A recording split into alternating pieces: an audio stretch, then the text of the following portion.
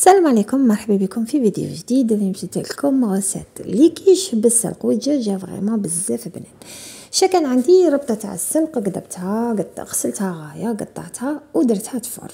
فيما يخص لاباط بغيزيت انا درت 250 غرام تاع لافارين، زدت لها 125 غرام تاع الزبده تكون بارده، الملح، وعندنا حبه بيض باش نلمو لاباط، سينو ديروا غير صفار البيض وزوج مغارف كبار تاع الماء بارد باش نلمو العجينه تاعنا.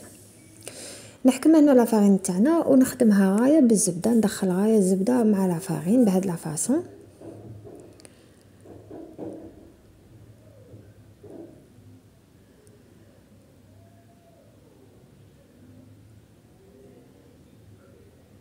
بعد هنا زدت حبه بيض، وقلت لكم الاختيار تبغوا ديروا غير لي جون دوف. دونك في الاخير يعني نفس النتيجه تقريبا. خدمتها غايه، ما غاديش نعجنها، جوست نلموها، على هذه سموها العجينه المكسره. وهنايا كي ما بغاش تتلم لي زدت لها زوج مغارف كبار تاع الماء بارد ونلموها بهذه الطريقه.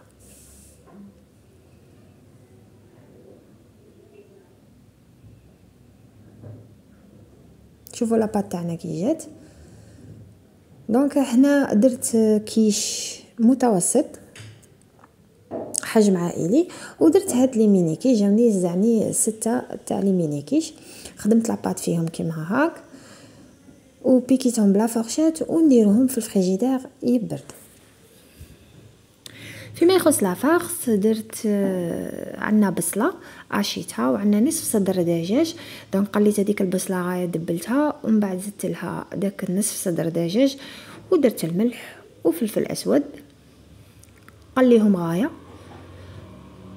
من بعد هنا نجيبو داك السلقه تاعنا نكونوا عصرناه غايه من الماء، ما نخلوش يعني بالماء تاعو، نقطروه غايه نديروه في صفايه ولا نعصروه عادي، ونزيدها لداك الميلونج ونعاود نرجعه يتقلى غايه. من يتقلى مليح ندير له انا هنا درت لا بيشاميل، سينو تبغوا ديروا كريمه طازجه ولا ديروا فخوماج، دونك كيما تبغوا.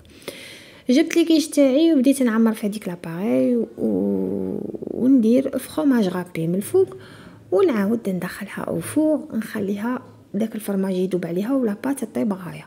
كاين اللي طيب لاباط قبل ما يدير لافارس، سينو كيف مام هكا وغادي طيب لكم من تحت، من بعد نشعلوا ليها من الفوق.